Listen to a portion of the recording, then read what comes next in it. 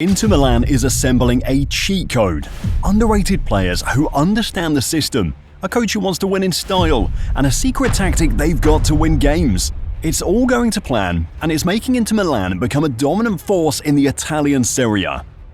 It might seem like news to the world now, but to be honest, Inter Milan's rise to the top goes way back.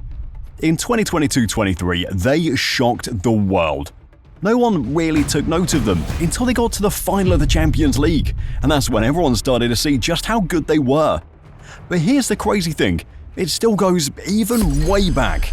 The modern day Inter Milan tactics all started with this guy, Antonio Conte. At the club in the 2019-20 season, he managed to lead them to a first league title since the treble-winning season of 2009-10. But what was special about this was the tactics Conte employed. They've been the foundation that Inter have used to build ever since. The team operates in a 3-5-2, and even when Conte left and Simone Inzaghi took over, they continued with it. The formation stayed the same, but from a tactical standpoint, Inzaghi took the team to a whole new level. The first major highlight in Inter Milan and Inzaghi's tactical setup is how they build. Thanks to the 3-5-2 setup, the startup builds with the three centre-backs, but the key part about this is how fluid it is. The centre-backs can be anyone from the defenders to the midfield. Thanks to how the team rotates, either one of the two midfielders can easily interchange with the three centre-backs to switch up positions. Rotations are an important part of how Inter play. The thing is, Inter can only rotate if they retain possession, and that's a key part of Inzaghi's game. Inter love retaining the possession in their defense so they can effectively build the attack.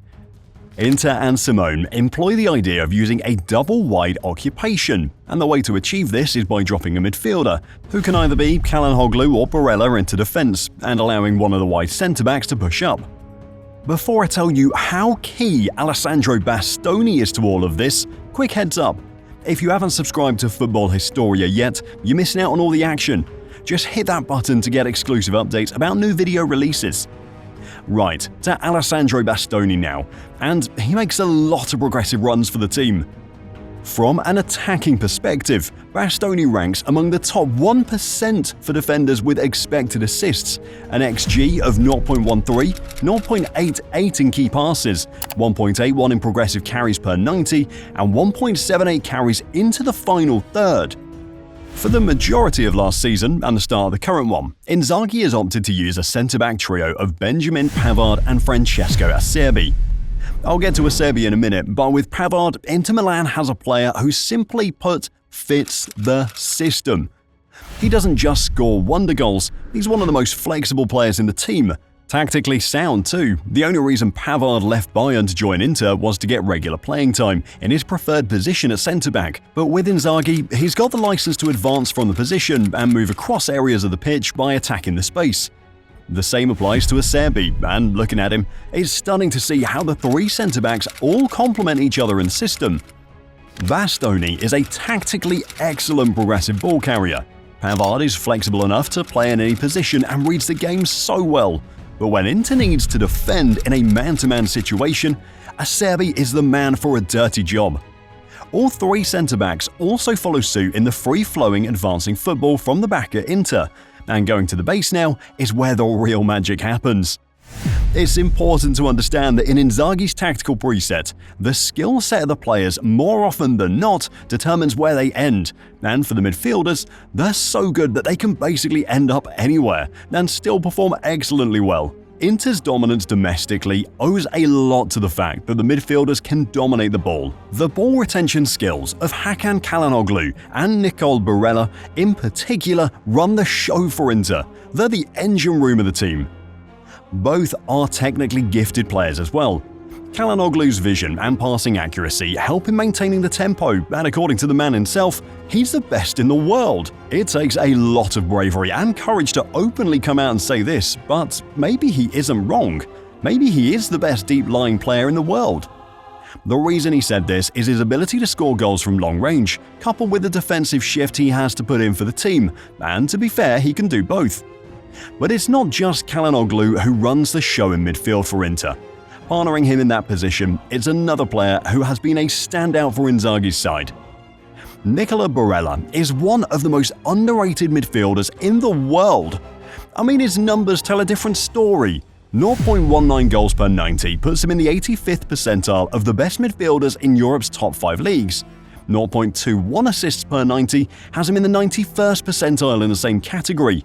And for shot-creating actions and progressive passes recorded, Barella records 3.97 and 5.72 per 90, putting him in the 93rd and 97th percentiles respectively. What does that tell us about Barella? I'll get to that in a minute, but first, back to Barella now, and as the numbers show, he's a real asset to this Inter team.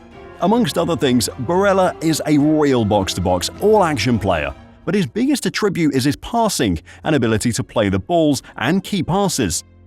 Combining both in midfield, the idea of the midfielders and defenders building the attack works ideally. They're both excellent ball passers and can spot a pass quickly, transition from defense to attack, or down the wings, and in this area, Inter is blessed. Having both Federico Di Marco and Denzel Dumfries in the team should be illegal. Down the left, after making a name for himself at Parma, Di Marco has gone on to cement his status as one of the best wing-backs in the world. Just a few days ago, he stunned France in their backyard. That doesn't tell the full story though. Di Marco is a player who combines defensive ability with attacking prowess, and flanked on the other side is the other of Inter's wing demons, Denzel Dumfries. Against any opposition, Dumfries tries to make himself a presence in the final third. He's billed in at right back, but in truth, it's the right wing role he operates when the team is attacking. In the 2022-23 season, Dumfries was averaging 1.31 shots per 90 and 3.23 touches in the opposition's penalty area. Just in case you didn't get the idea, Dumfries and Di Marco are huge key points for Inter, both defensively and offensively. In attack, I'm pretty sure everyone knows what Inter is all about. The two in the 3-5-2, Lautaro Martinez and Marcus Thuram. Lautaro Martinez has reinvented himself ever since his disappointing 2022 World Cup campaign. Since that point on, he's gone on to lead Inter to the Scudetto and even won the Capocannoniere Award for being the top scorer in the league. Honestly, Martinez's numbers are just as impressive as his work off it. Owing to Inzaghi's tactical approach, Martinez isn't just tasked with scoring goals, he's also got his fair share of defensive work to do. The first line of defense, making himself a nuisance in attack, but he doesn't have to do it alone. That's how Marcus Thuram is just as important. When Thuram arrived at Inter Milan from Borussia Mönchengladbach, the move raised a few eyebrows. His goal-scoring record wasn't exactly a standout, but over time it's become clear why Inzaghi went for him in the first place. The ability to press and get on the end of scruffy goals in the box makes him an important cog to the Inter setup. We've gone through the players now, and it's back to the system.